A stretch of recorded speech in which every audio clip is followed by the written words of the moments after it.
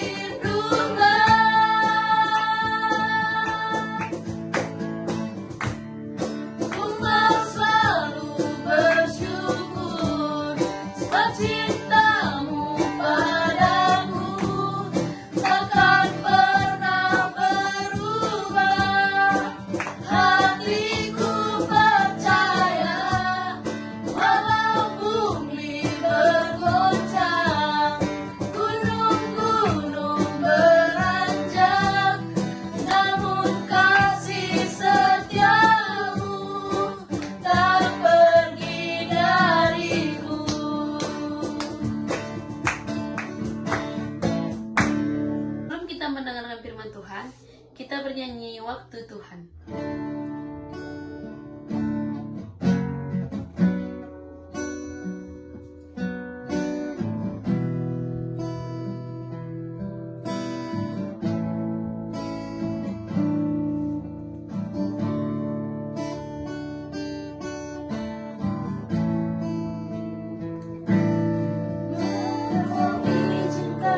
Sesuatu terjadi, ku percaya semua untuk kebaikanku. Bila nanti telah tiba waktumu, percaya kuasamu memulihkan hidupku. Waktu Tuhan pasti yang terbaik, walau kadang tak mudah dimengerti. Lewati cobaan, ku tetap percaya waktu Tuhan pasti yang terbaik.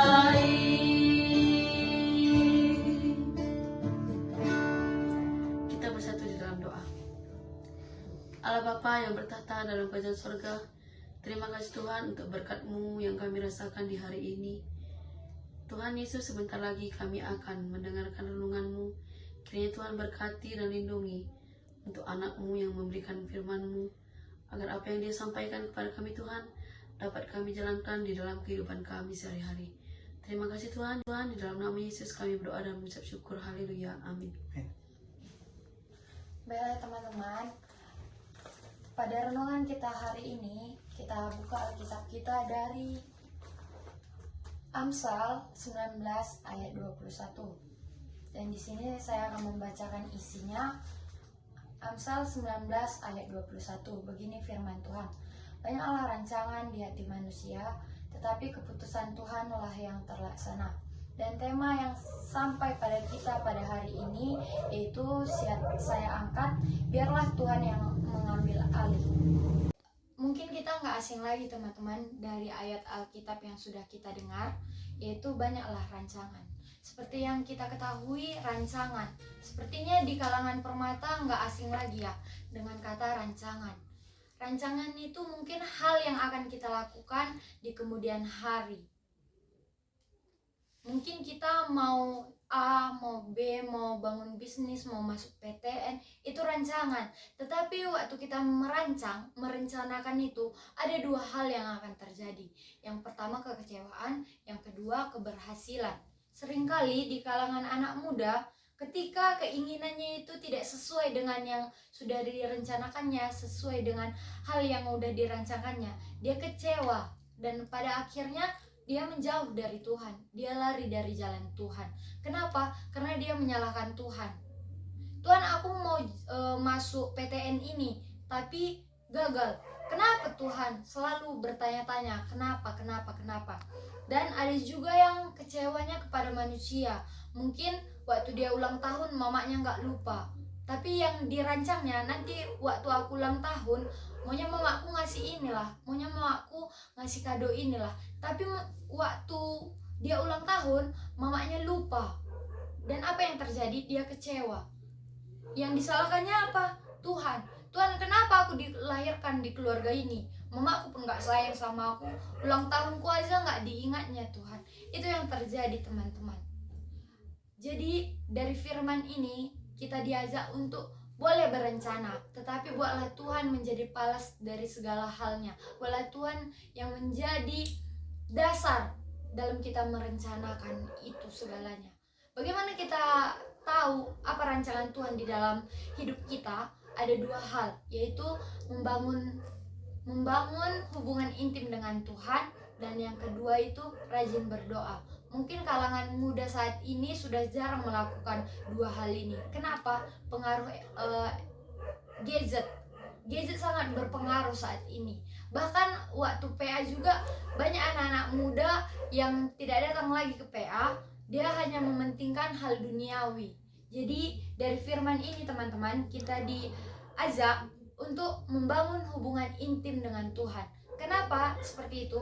Agar ketika kita membangun intim dengan Tuhan, maka kita tahu apa rancangan Tuhan di dalam hidup kita.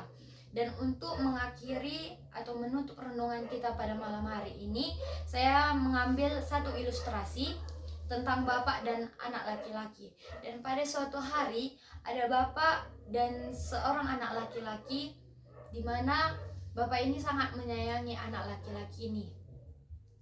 Hampir setiap hari bapak ini menjemput anaknya untuk pulang sekolah. Dan pada suatu hari saat pulang sekolah, anak ini melihat kawannya memakan permen dan coklat. Dan ia berkata kepada bapaknya, "Pak, aku mau makan coklat, kawan-kawanku aja makan coklat. Terus juga ada yang makan permen, aku juga mau makan permen." Tapi bapaknya bilang, "Nakku, gak boleh, itu gak baik untukmu." Terus kemudian harinya juga anak ini berkata, "Pak, aku mau makan coklat, kawan-kawanku juga makan coklat." Tetapi bapak ini selalu berkata, "Nakku, gak boleh, itu gak baik untukmu." Dan pada suatu hari si bapak ini gak bisa untuk menjemput anak ini. Jadi anak ini pulang sendiri. Dan terlintas di pikiran anak ini bahwasannya, ini kan bapak aku gak jemput aku, jadi aku beli aja coklat lah. Kayaknya enak, kawan-kawanku juga semua beli. Jadi dibelinya lah, terus dimakannya. Dan pada malam harinya gigi anak laki-laki ini sakit. Apa kata bapaknya? Dihampir bapaknya dia. Nakku, kenapa Kang? Lalu anak laki-laki ini menjawab, Pak, gigiku sakit. Emang apa yang kamu makan tadi nakku? Kenapa bisa gigi Indu sakit? Dan anak laki-laki ini berkata, sebenarnya kan Pak, tadi pulang sekolah karena bapak nggak jemput aku belilah coklat sama permen yang aku mau itu. Jadi gigiku sekarang sakit. Tapi bapak ini nggak marah. Kenapa dia nggak marah? Karena dia sayang sama anak ini. Dan bapak itu berkata, nakku, inilah hal yang bapak takutkan. Ketika kamu makan permen dan makan coklat, gigi Indu akan sakit. Dan anak ini berkata, iya Pak, mulai sekarang aku berjanji nggak akan melakukan hal yang kamu larang. Dari cerita ini teman-teman, kita dapat mempelajari satu hal, bahwasanya ketika kita memiliki rencana A, tetapi Tuhan menyuruh untuk ke rencana B, itu bukan karena Tuhan marah ke kita, tetapi karena dia melihat hal yang kita belum lihat. Ada resiko yang besar untuk kita lalui jika kita menjalani rencana A. Jadi oleh karena itu Tuhan alihkan ke rencana B. Oleh sebab itu teman-teman, biarlah Tuhan yang mengambil alih hidup kita. Biarlah rancangan Tuhan yang terjadi di dalam hidup kita. Sekian renungan untuk malam hari ini. Tuhan Yesus memberkati. Kita bersatu di dalam doa. Terima kasih Tuhan, firman-Mu sudah kami dengar. Kiranya menjadi pedoman di dalam kehidupan kami. Bantu kami untuk masuk ke dalam rancangan-Mu Tuhan. Jadilah rancangan-Mu di dalam kehidupan kami. Karena kami percaya rancangan Tuhan adalah rancangan damai sejahtera. Dan Tuhan, untuk sepanjang kehidupan kami juga Tuhan, kami serahkan hidup kami ke dalam tangan Tuhan. Inilah doa kami Tuhan, di dalam nama Tuhan Yesus kami sudah berdoa dan mengucap syukur. Haleluya. Amin. Sebelum kita mengakhiri renungan kita bernyanyi waktu yang tepat.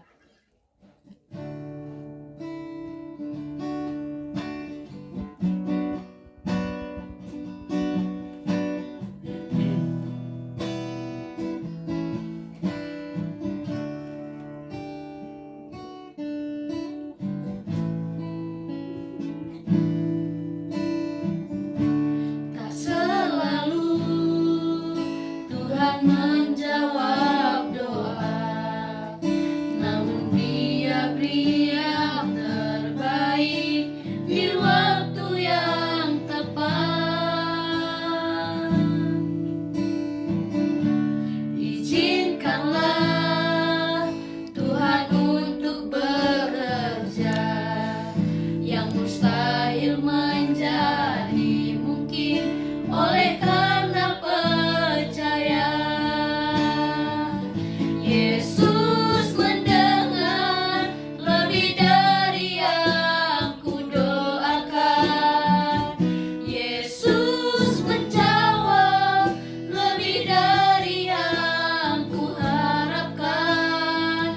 Dengan caranya di waktu yang tepat, ku kan melihat Dia jadikan semua.